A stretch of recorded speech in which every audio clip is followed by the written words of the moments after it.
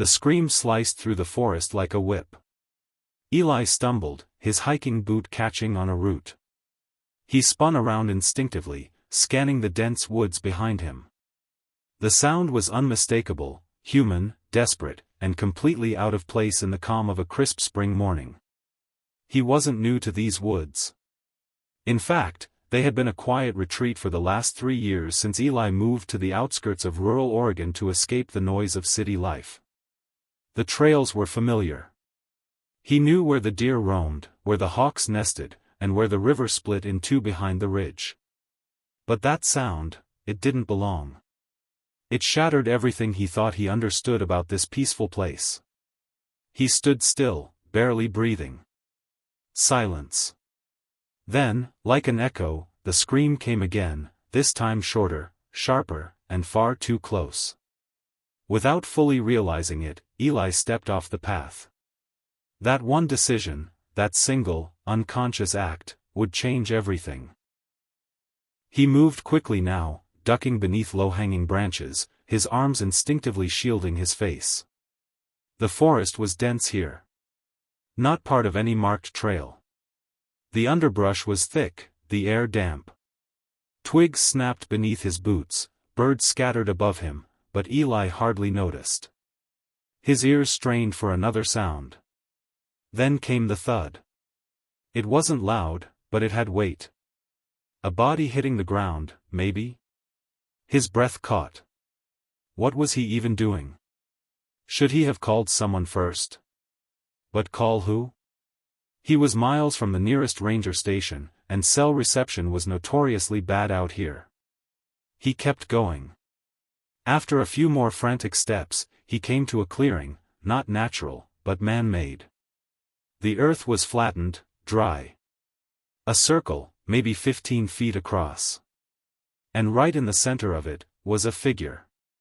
A man, lying face down, motionless. Eli's heart pounded against his ribs. He stepped closer cautiously, adrenaline sharpening every sense.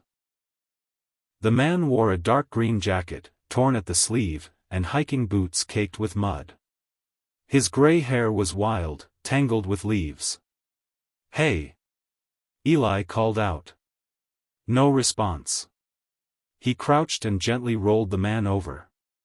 His face was bloodied, but his chest rose and fell. He was alive. Eli reached for the man's shoulder and gave it a firm shake. "Hey! Can you hear me?" The man stirred, groaned faintly, and opened his eyes, just a crack. "The cave," he whispered. "Don't go in the cave." Eli blinked. "What cave? What happened?" But the man's eyes closed again. He slumped into unconsciousness. Eli sat back on his heels, stunned. What the hell was going on? There was no cave near this part of the trail, at least, not one he knew of. And who was this guy? No gear, no backpack, nothing. Just him, lying in the middle of a hidden clearing like he'd dropped out of the sky. Eli stood and looked around. The area was too clean. No fallen leaves, no debris. Almost like it had been swept. Or cleared deliberately. That's when he noticed the markings. Faint but distinct, carved into the trees surrounding the clearing. Symbols, circles, a strange triangle with a slash through it. Nothing he'd ever seen before. He felt a chill creep up his spine. Was this some kind of ritual site? A survivalist camp? Or worse? He glanced back at the unconscious man. He couldn't leave him here, but moving him could make things worse. His hand went to his phone. No signal. Of course. But there was a ranger's watchtower about an hour's hike northeast. If he left now, he could get help and be back before dark. Still, something felt wrong. Like the forest itself was holding its breath. Eli hesitated, then made a decision. He pulled a silver emergency blanket from his backpack and covered the man. He left a water bottle next to him, along with a folded note scribbled with directions back to the main trail, just in case the man woke up and wandered off. Then he turned and headed toward the watchtower. The hike was rougher than he remembered. The woods felt thicker, the air heavier. Shadows stretched long even though it was only mid-morning. He kept checking over his shoulder, half expecting something, or someone, to follow. His mind replayed the man's words over and over. Don't go in the cave. Why would he say that? What cave? Was that where he'd been? Had he seen something? Or done something? The thought gnawed at him. After nearly an hour, Eli spotted the rusted frame of the old ranger tower. It stood crookedly among the trees like a forgotten skeleton, but it had a solar-powered radio and emergency supplies. That's all he needed. He climbed the rickety stairs and pushed the door open. The place was dusty, abandoned, but intact. He found the radio and powered it on. Static. He adjusted the dial, tried several channels, and finally, a voice. Station 4, repeat that, what's your location? Eli jumped in. Hello? This is Eli Morris. I found an injured man about 3 miles south of Split Ridge Trail. He's unconscious, possibly hurt badly. I need help. There was a pause. Then, copy that, Eli. Stay where you are. We're dispatching a unit now. ETA, 90 minutes. He let out a breath. Got it. Thank you. Relief washed over him. Help was on the way. Still, he couldn't stop thinking about the man's final words. What was it about the cave? Out of curiosity, Eli pulled out the old topographical map he'd once used when first exploring the area. He unrolled it on the dusty desk, scanning for anything unusual near where he found the man.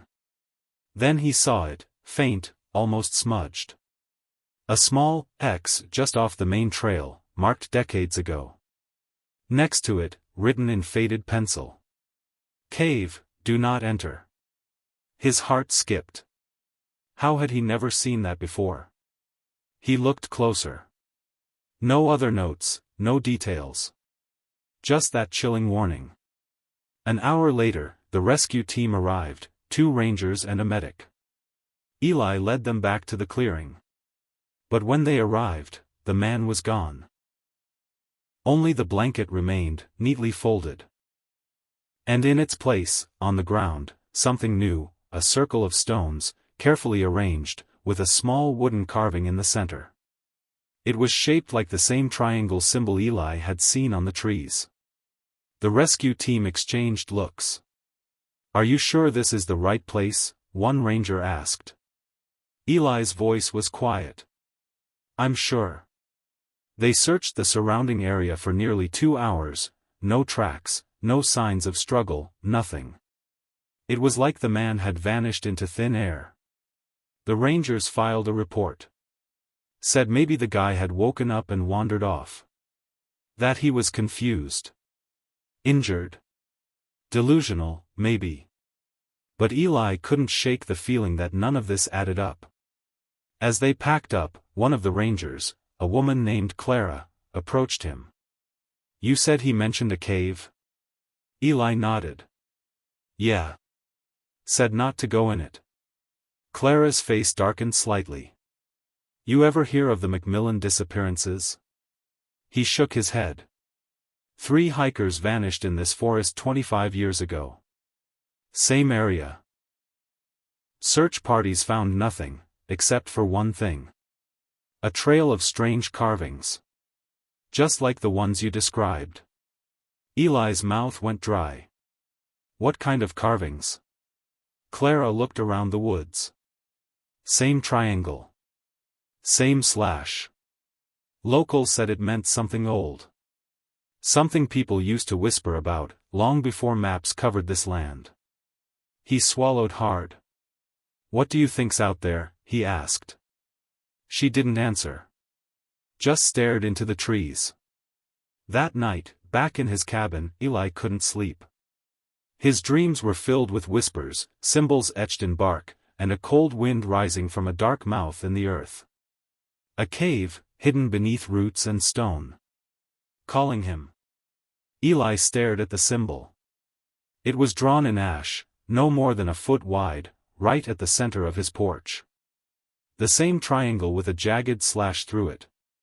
The same one carved into trees near the clearing. The same one etched onto the tiny wooden carving left behind. He hadn't put it there. That much he knew. His heart thudded. The porch light buzzed above him, casting a dull orange glow across the wooden boards. The surrounding forest stood in a wall of black beyond the cabin's reach, thick with shadow and secrets. He knelt slowly. The ash was cool to the touch, not fresh from a fire.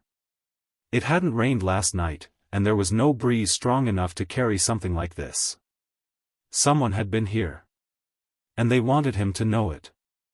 He didn't sleep that night. He sat in the armchair by the window, a mug of coffee in his hand, shotgun across his lap, not that he was sure a shotgun would do any good if whatever was happening wasn't entirely normal. Because something was happening. Something he couldn't explain. A man disappearing without a trace. A hidden cave that didn't exist on any modern map. Symbols tied to vanished hikers from decades ago. And now this. By sunrise, Eli had made up his mind. He would go back. Not just to the clearing, but beyond it. He needed to know if the cave was real. Needed to know if the warning had come too late. The morning air was cold and sharp.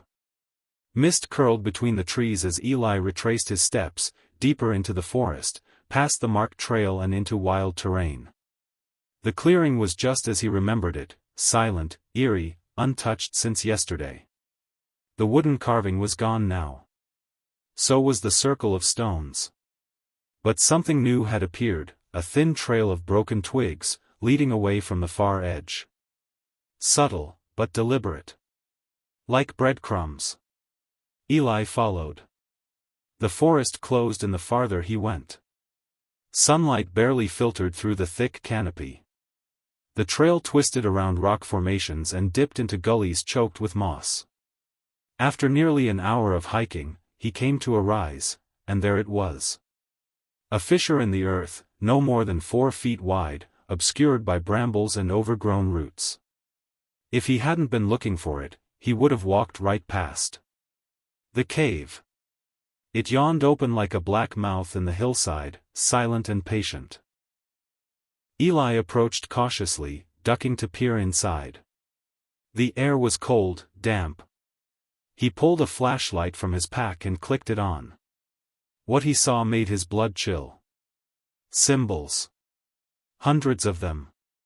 Carved into the stone walls, the ceiling, even the floor just beyond the mouth. Triangles, circles, intersecting lines. Repeating. Layered. Obsessive. And there, half buried in the dirt just inside, was a weathered metal object, a flashlight. He picked it up. The rubber grip had worn smooth. The battery was dead. On the base, scratched faintly, were 3 letters, JM. He remembered what Clara had said, Macmillan disappearances. 3 hikers. One of them had been named Jake Macmillan. This was his flashlight. And that meant one thing. They had made it this far. But where had they gone? Eli stepped into the cave. The darkness swallowed him almost instantly. His flashlight cut a narrow beam through the heavy air. The temperature dropped 10 degrees, and the walls seemed to close in the deeper he went. About 30 feet in, the narrow tunnel opened into a small chamber. More carvings. But these were different. Scenes, almost, primitive sketches. People surrounding something circular. Others kneeling before it. Then, in one carving, they were gone. Erased. No names. No explanations. Just, absence. He turned slowly, and that's when he noticed it, a second tunnel, hidden behind a jagged outcrop of stone, just wide enough to crawl through. Eli hesitated. The man in the clearing had warned him, "Don't go in the cave." But he was already here. And he had to know. He got on his hands and knees, slung the flashlight through, and began to crawl. The crawl space extended for nearly 10 minutes, twisting and sloping downward. Just as he began to think about turning back, it opened into a vast cavern. And in that cavern was something that didn't belong. A structure. Stone pillars arranged in a circular pattern. A flat stone slab in the center, blackened with what looked like soot. Around the perimeter, on the walls, more symbols, but these weren't carved. They were painted. Recent. He stepped closer. Something flickered. For a moment, just a flash, Eli saw a figure standing behind one of the pillars. Thin. Still. Watching. He swung the flashlight toward it, but there was nothing there. The air was thicker now. Harder to breathe. A faint humming sound trembled beneath the silence, almost like a deep frequency. Then his light caught something on the slab. A leather-bound notebook. Eli approached slowly and opened it. The pages were filled with handwriting, frantic, desperate entries. Dates from over 20 years ago. The last page read: March 12, 1999. We should never have come here. The cave is alive. It watches. It listens. Jake is gone. I saw him vanish, pulled into the rock itself. There's something below. Something waiting. If you find this, leave. Burn this place. And never look back. It was signed. C.M. Clara Macmillan. Jake's sister. His breath caught. He hadn't known there was a fourth hiker. Then came the sound. Behind him. Footsteps. Eli turned. The flashlight flickered. A shadow moved between the pillars. "Hello?" he called, voice trembling. No answer. Just silence, and the low hum, growing louder. He backed away, heart slamming against his ribs, but the shadows seemed to move with him. Shifting. Changing. Then the walls themselves began to pulse. Like the cave was breathing. This isn't natural. This isn't a place. It's something else. He turned and ran. The crawlspace seemed longer on the way out. He scraped his elbows, banged his knees, but he didn't stop. Every instinct screamed to get out now. He burst into the outer tunnel, then into the forest light, gasping for air. And he wasn't alone. Standing at the tree-line was a figure. Not the man from the clearing. This was someone else, tall, unmoving, face in shadow. Eli froze. The figure lifted a hand slowly, and pointed toward the cave. Then vanished. Not walked. Not turned. Vanished. Eli backed away, shaking, heart in his throat. He didn't stop until he was back at the clearing, then halfway down the ridge. That night, back at the cabin, he tried to write down everything he saw, the cave, the carvings, the notebook. But when he opened his backpack, the notebook was gone. In its place was something else. A single photograph. Faded. Old. It showed 4 hikers, smiling at the edge of a forest. Jake. Clara. 2 others. And standing behind them, nearly lost in shadow, was another figure. Unfamiliar. Wrong. Eli's hands shook. In the bottom corner, a date. March 5, 1999. The next morning, he returned to the ranger station. Clara was there. He placed the photo on the table. Her face went pale. "Where did you get this?" "In the cave," Eli said. "With a notebook. It had your name." Clara didn't answer at first.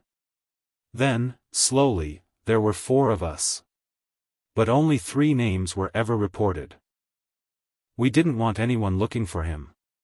We thought if we left it alone, it would end. Who was he? Eli asked. She looked him in the eyes. Not someone who should have been there. Not someone who stayed dead. The wind howled like something ancient and restless outside Eli's cabin.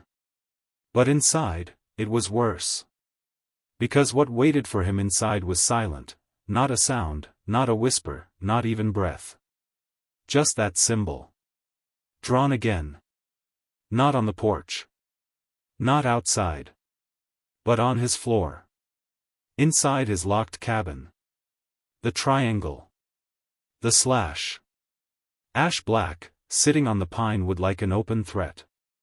He hadn't left the door unlocked. He hadn't opened any windows.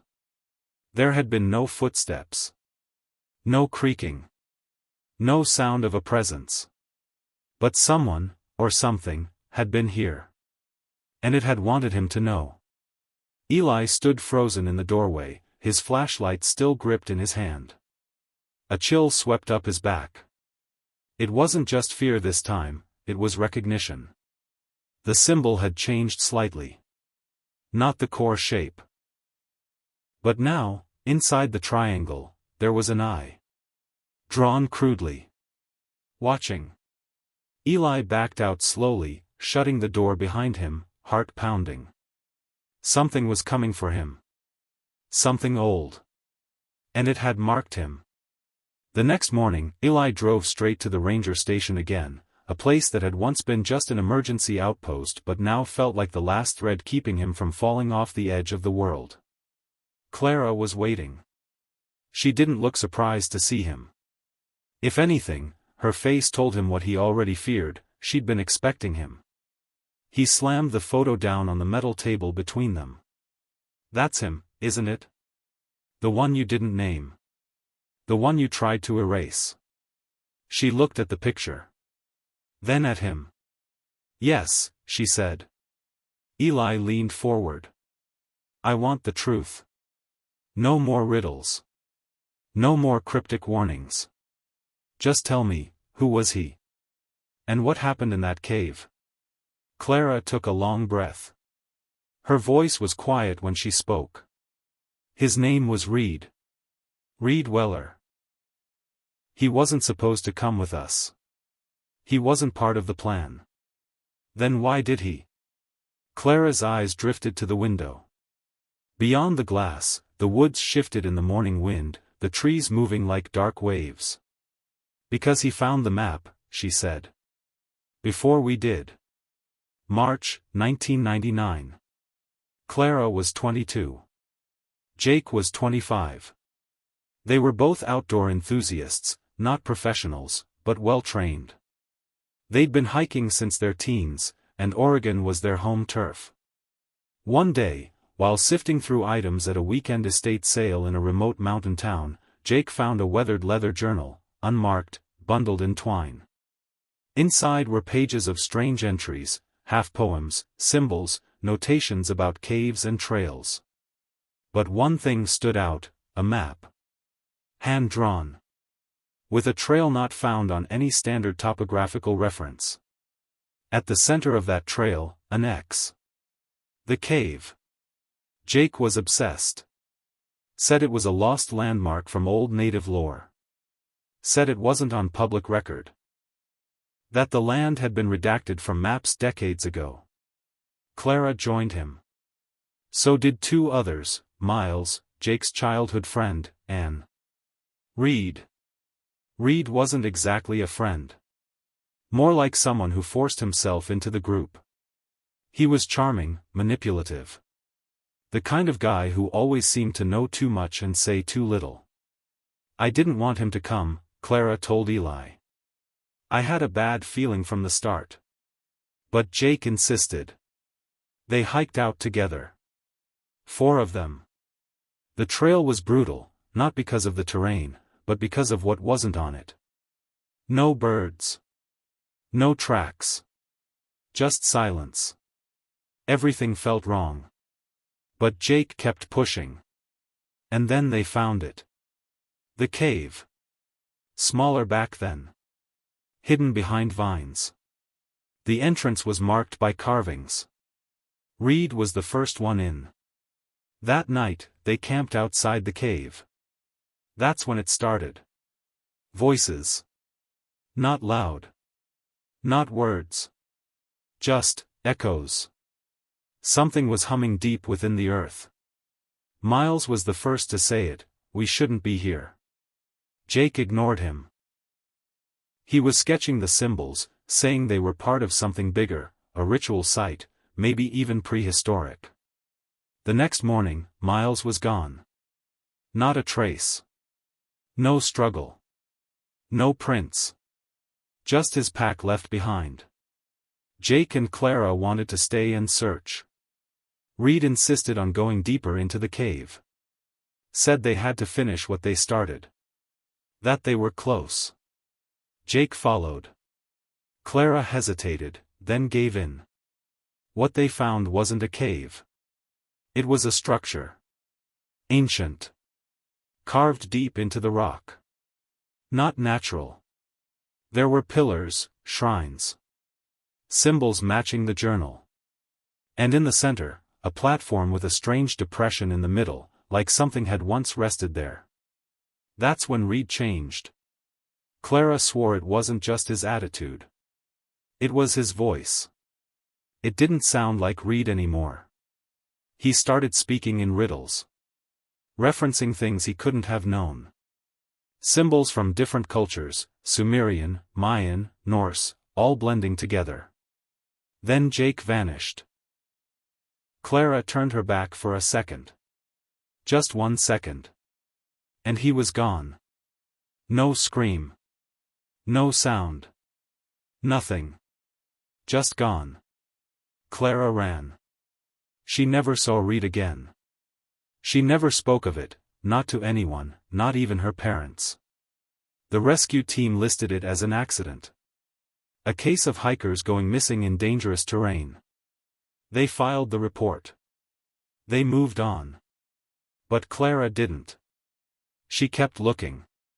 Quietly. On her own. Until this week. When Eli walked into her office with that symbol. And the photo. "He's not gone," Clara said now, her voice barely above a whisper. Eli stared. "Reed?" Clara nodded. "Not really. Not in the way you'd think. The cave doesn't just kill people. It keeps them. Changes them. Changes them into what?" Clara looked him straight in the eye. "Into watchers." That word lingered with Eli for the rest of the day. He couldn't shake it. Watchers. It made his skin crawl. But the worst part was that it made sense. The figure in the clearing. The shadows in the cave. The way the symbols kept appearing. Always just ahead of him. Always seen, but never caught. They weren't ghosts. They weren't hallucinations. They were watching. And somehow, Reed was still part of it. That night, Eli found something else on his porch. A note. No envelope. Just a sheet of yellowed paper, held down by a rock. On it, in jagged handwriting. "You saw the eye. You stepped too far. Now it sees you too. Come alone. Before it's too late." No signature. No address. Just a crude map drawn at the bottom. Not to the cave. Somewhere deeper. Somewhere beneath it. Eli sat on the edge of his bed, the hand-drawn map in his lap, the flashlight trembling in his grip. The message still echoed in his mind. "You saw the eye. You stepped too far. Now it sees you too. Come alone." He hadn't told Clara about the note. Not because he didn't trust her. But because a part of him knew, this path, wherever it led, wasn't meant for two people. It was personal now. They were speaking to him. No, not just speaking. Summoning. The map was crude but detailed enough: a creek, a collapsed logging trail, a slope of basalt rock with a hollow beneath it. Eli packed lightly: flashlight, spare batteries, a rope, a folding knife, 2 flares, a walkie-talkie, and a voice recorder. Not because he expected to need them all, but because something inside him whispered, "You may not come back the same." He left before dawn, headlights carving through the fog as his truck rumbled deeper into the Oregon wilderness. He parked at the edge of an abandoned trailhead, miles from the nearest marked route. From there, he walked. The air grew colder the deeper he trekked. The usual sounds of the forest, birds, insects, distant rustle of deer, were gone. Everything felt still. Too still. Like the forest itself was waiting. After 2 hours of hiking, he reached the basalt slope. Just like the map had shown, jagged, dark, looming above him like the back of some petrified beast. He spotted the hollow at its base, a tear in the earth partially concealed by overgrowth. The entrance was narrow, half buried under vines and moss. No signs. No warnings. Just the open mouth of darkness. Waiting. Eli pulled out the voice recorder. He clicked it on. Tuesday, 9:04 a.m. Entering the secondary tunnel. Found according to the map left on my porch. If anyone finds this, my name is Eli Morgan. This recording is real. What's happening out here is real. He paused, then added, "I'm not sure what I'm walking into. But I have to know." Then he stepped into the hollow. The tunnel was damp, colder than the cave he'd explored days earlier. His flashlight caught long strands of spider silk, tiny white mushrooms sprouting from the walls. Roots dangled from above like skeletal fingers. The passage sloped downward, tightening. After 20 minutes, the walls opened into a chamber, unnatural, angular. Cut stone. Like a structure had been buried here long before any living tree took root above. And in the center of that chamber, a door. 7 feet tall, built into the stone itself, framed in metal. It bore the same symbol burned into his memory: triangle, slash, and now, the eye. Except this time, the eye was open. Wide. Staring. Eli stepped forward. The door opened on its own. He expected darkness. What he found instead was light. Faint, greenish-blue, pulsating like the soft rhythm of a heartbeat. It came from the walls. The stones. They glowed. And they were covered in symbols. Some ancient. Some new.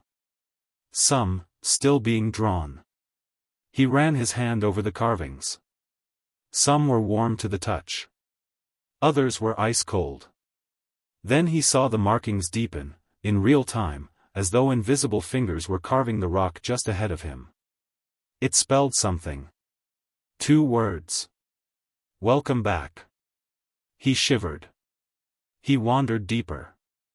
The corridor was winding, turning at impossible angles, yet never descending too far. The deeper he went, the more his flashlight began to flicker, the glow from the walls growing stronger in its place. After what felt like an hour, but might have been more, he entered a vast chamber. And there, in the middle of the stone floor, was a circle of figures.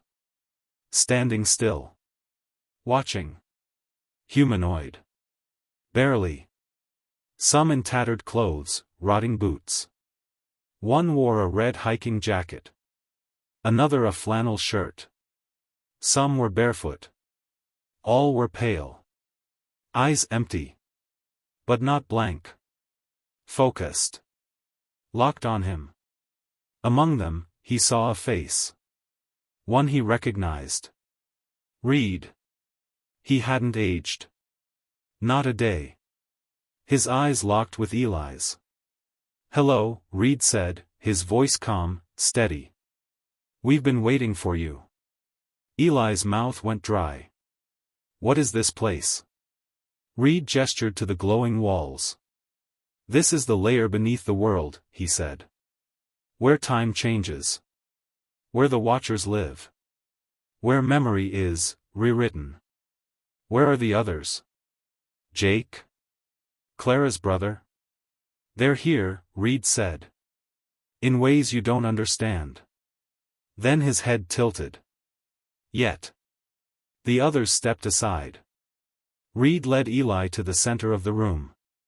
There was an altar. Similar to the one in the original cave, but this one was intact. Etched in symbols. Around it, more carvings. People kneeling. People watching. A figure descending from a split sky. You were chosen, Reed said. Like I was. Like they were. For what? Eli demanded. What do you want from me? Reed looked at him with almost sadness. To remember, he said.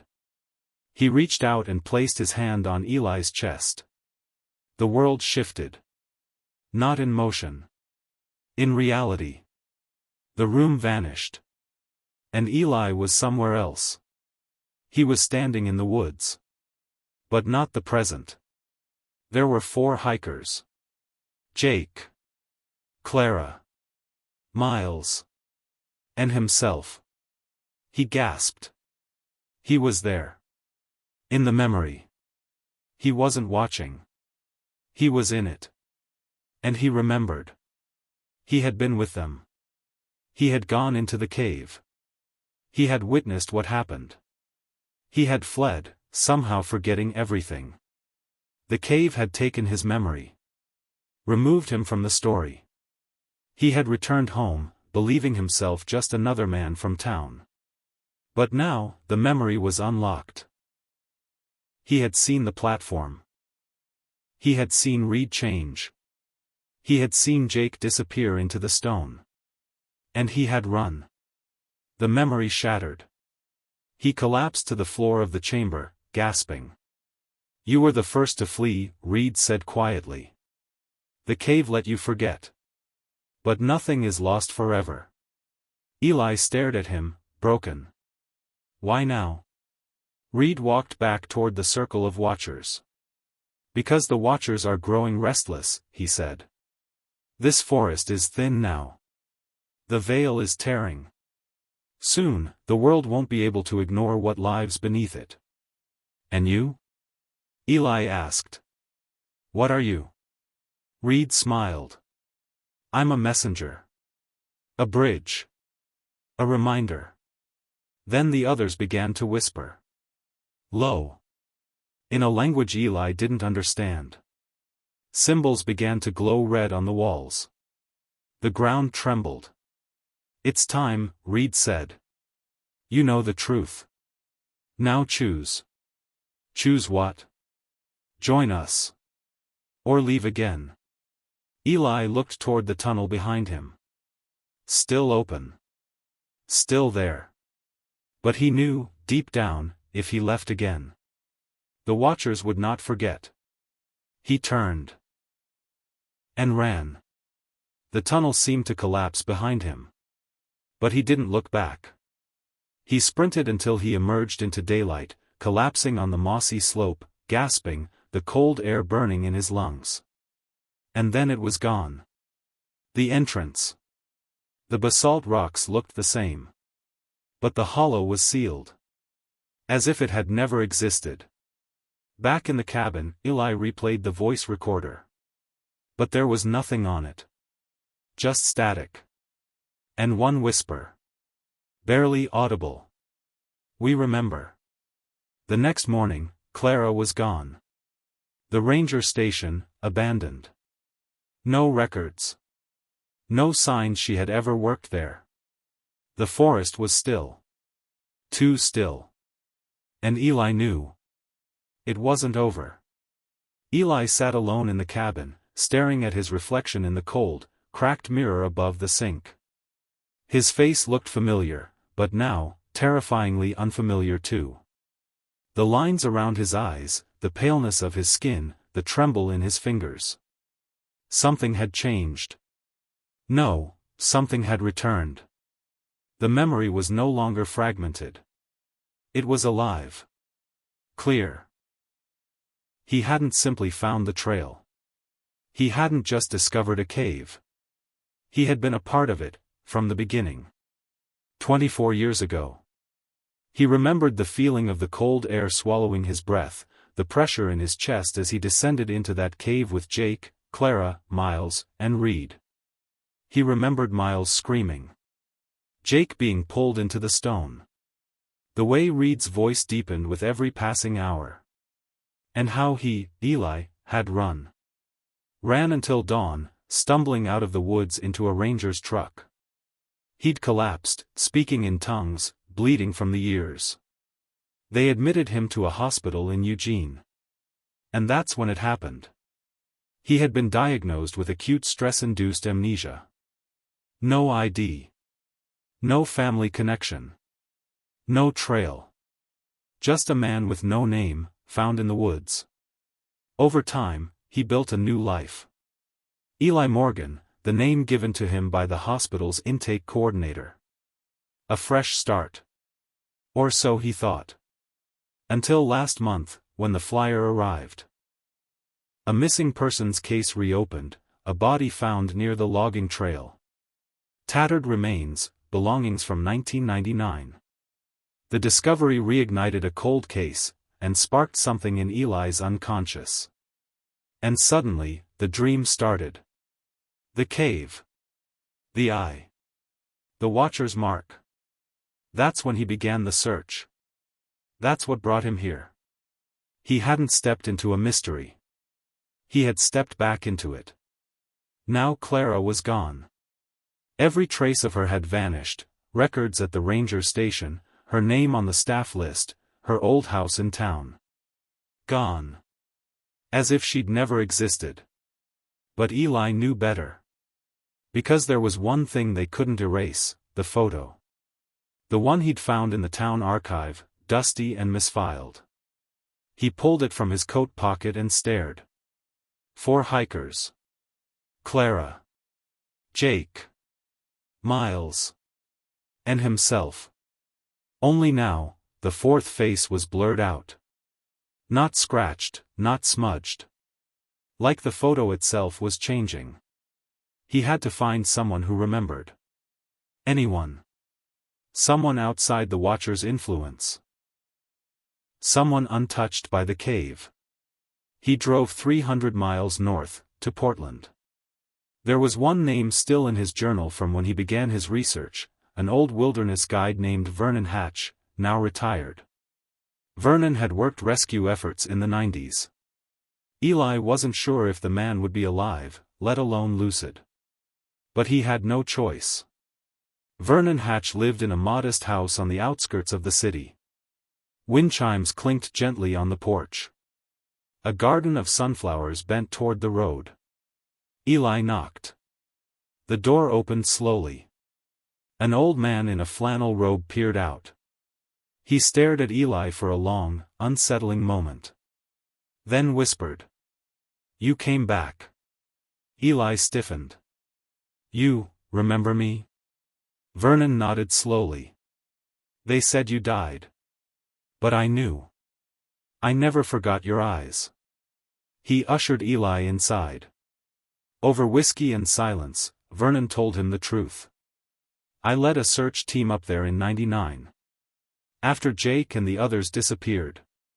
"You found nothing?" "No. We found too much. That's the problem." "What do you mean?" "We found the trail, the gear, even blood on the rocks. But the cave wasn't there. Not anymore. The ground was solid.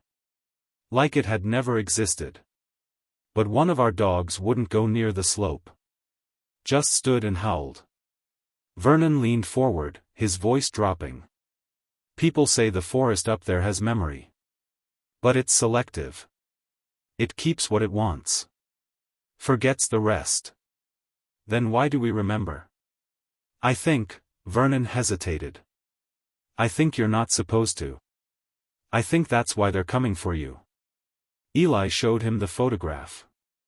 Vernon examined it, then squinted. "Where's your face?" "That's me. But it's gone." He flipped it over. On the back, something new had appeared, ink that hadn't been there before. 3 symbols. The triangle. The slash. And this time, not an eye. But a mouth. Open. Wide. Devouring. Vernon paled. "That's not a watcher symbol," he said quietly. "That's a feeder." "What's the difference?" Eli asked. Vernon hesitated. "The watchers observe. Manipulate. Rewrite. But the feeders, they take. Completely. They don't erase you from memory." He looked Eli in the eye. "They erase you from existence." That night, Vernon gave Eli an old box of belongings from a previous hiker who vanished near the same area back in 1974, decades before Jake's expedition. Inside were carvings, sketches, and one photograph, a black and white image of a figure standing in the woods, just outside a stone doorway. The figure's face was blurred. Not from age. From the same distortion. The caption on the back read, "He walked between the moments." He belonged to neither time nor name. Eli couldn't sleep. Not because of fear. Because of inevitability. If the watchers wanted him erased, they could have done it already. But they hadn't. Why? Why summon him back? Why return his memory? And what was his role in all this? He woke up at 3:33 a.m. A shadow moved outside the window. Not a deer. Not a person. Something taller. Slower. It wasn't approaching. It was watching. Vernon was still asleep in the chair. Eli didn't wake him. Instead, he walked to the window. And stared back. The figure didn't flinch. But its face, twisted. Its mouth opened wide. Not in a scream. But a smile. In the morning, Vernon was gone. Just like Clara. No sign of struggle. No note. No footprints in the dew-covered lawn. Only one thing remained. The same sketch Eli had seen in the hiker's box. Only now, it was drawn on the wall in chalk. The triangle. The slash. And the open mouth. Below it, one phrase written in shaky handwriting. "The feeder remembers what the watchers forget." Eli knew what he had to do. This wasn't about uncovering truth anymore. It was about finishing the story. Facing what he had fled from. And stopping it from spreading. He packed his gear. And made one final voice recording. "If you're hearing this, I've gone back. Back to the beginning. There's something beneath that forest. Something older than our memories, something that consumes time and rewrites stories. I saw what it did in 1999. And now, I'm going to stop it. Or become part of it. My name is Eli Morgan. But before that, I had another name. And I intend to remember both." He didn't take the truck. He walked. All the way. Back into the Oregon wild. Back to where the ground once split. And where the earth is always watching. Eli's boots sank into the damp earth beneath towering fir trees, their tips scraping a gray, heavy sky. The air was thick, every breath tasting of moss and old rain.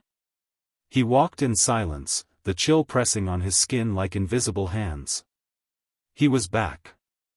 Back to the place where everything had started. Back to the forest that never forgot. He paused at the edge of the old logging trail. The path was overgrown, twisted with thorn and bramble. His hand brushed the bark of an ancient cedar, scarred deep with a symbol he knew too well. The triangle, slashed by a line, and the open mouth beneath. Like a brand burned into the very soul of the forest. Eli took a deep breath. There was no turning back. He stepped forward. The forest seemed alive, not just with animals, but with memories. Whispers. Echoes of footsteps not his own. Of voices calling out in half-remembered languages. The ground beneath his feet shifted subtly, as if it were breathing. And then he saw it. The hollow. Unlike before, it wasn't hidden. The earth had cracked open again, a jagged wound in the hillside. A chill rolled over him. He looked down into the gaping maw. Inside, a faint light pulsed, greenish-blue, almost hypnotic. He turned on his flashlight, but the glow from the stones outshone it. Eli took one step. And then another. Deeper and deeper, until he reached the chamber. But this time, it was different. The walls weren't covered in symbols carved by hands. They were alive. Lines of light moved like veins, pulsing and shifting. Forms emerged. Not shadows. Faces. Watching him. Watching. He recognized some immediately. Clara. Miles. Even Vernon. Their eyes hollow, faces calm. As if they were waiting for him. He tried to speak. But the words stuck in his throat. Then a voice. Not from the room. From inside his mind. Welcome back, Eli. The figure stepped forward. Reed. But not quite. His skin shimmered, translucent. His eyes were two glowing embers. The forest remembers, he said softly. And it will never forget. Eli swallowed hard. Why? Why us? Why me? Reed's expression was sorrowful. The forest is alive. Not like a tree or a river, but with memory and hunger. It watches the living and the dead. It takes and it gives. It chooses its stories to keep, and those to erase. He gestured around the chamber. These watchers, they are echoes, souls caught between worlds. They protect the balance. But the feeder, it is the forest's hunger. The feeder? Eli asked. Reed's gaze darkened. The hunger that consumes memory and life. It feeds on stories that would unravel the veil between our world and the next. It devours everything that threatens to expose the forest's secret. Eli shivered. I saw the symbols. The mouth. The open mouth. Reed nodded. That is the feeder's mark. Once it takes, it erases your story from time. But I'm still here. Reed smiled faintly. Because you carry the story now. The one that binds the watchers and the feeder.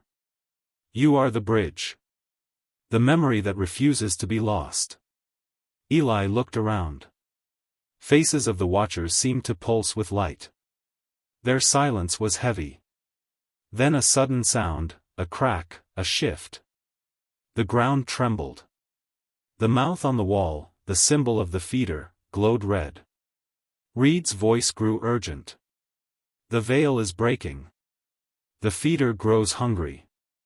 Eli's heart pounded. I can't let that happen. Reed nodded. You have the choice. To join the watchers? To protect the story? To forget everything and guard the forest's secret? Eli shook his head. No. I want to end this. Reed's eyes narrowed. Then you must face the feeder. The hunger. The void. Suddenly, the chamber shifted. Walls melted into shadows. A dark pit opened beneath Eli's feet. He fell. Darkness. Cold. Silence. Then a sensation, a pull, a hunger. Voices screaming. Faces fading. Eli felt himself slipping away. He clenched his fists. Remember. Remember the hikers. Remember the forest. Remember the life. A light sparked in the void. Eli reached for it. Memories flooded back, Jake's laughter, Clara's smile, Vernon's warning. He found his voice. Stop. The darkness paused. He spoke again. Your hunger is not strength. Your power is not fear. You feed on forgetting, but I carry memory. I carry the story. The darkness recoiled. The feeders screamed in silence. And then, the light exploded. Eli woke. Back in the chamber. The watchers were gone. The stone walls plain. The hollow sealed once again. He stepped outside. The forest breathed with relief. The hunger receded. He returned to the world. To Clara's photo. Now clear. His own face smiling back. The forest had not forgotten. And neither would he. The lesson. Memory is a fragile thing. Our stories, our histories, they shape us. Sometimes, the things we forget are not lost. They live beneath the surface, waiting to be remembered. And when we face our past, no matter how dark or mysterious, we reclaim our place in the world. Eli's journey wasn't just survival. It was a reminder that memory is power. And that sometimes, the greatest mysteries lie within ourselves.